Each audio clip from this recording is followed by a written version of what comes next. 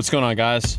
I've got a 2006 Jeep Grand Cherokee here. I'm going to use this car to point out to you the location of the horn relay, the horn fuse, and the horn itself.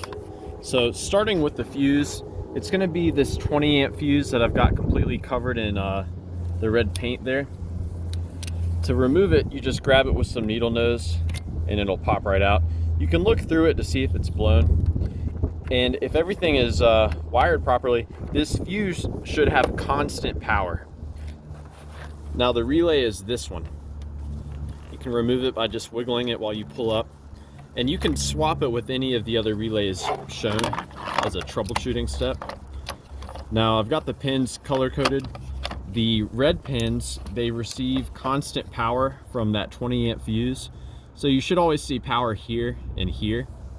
And this relay is energized by the computer providing a ground. So when the ground comes in here, that works with the power here for the relay to energize. And when the relay is energizing, it takes the power from this pin and it sends it to that white pin. This white pin goes directly to the horn, which you can find here. So there's your horn kind of tucked down in there. And you can see there's that, it's like a green red wire. That's where the power comes in from that relay.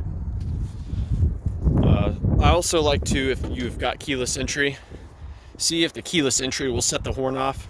And you can apply power there and see if that sets the horn off as well. If you apply power to that pin that I've marked in white.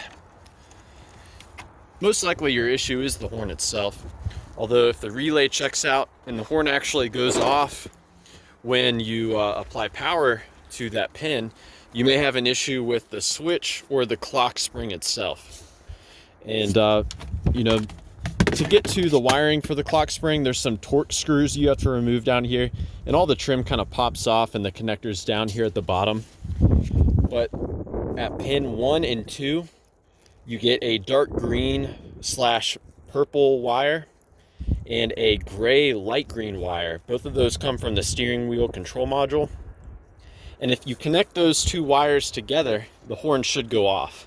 That's what happens when you hit the horn button here, is the switch in there connects those two wires together.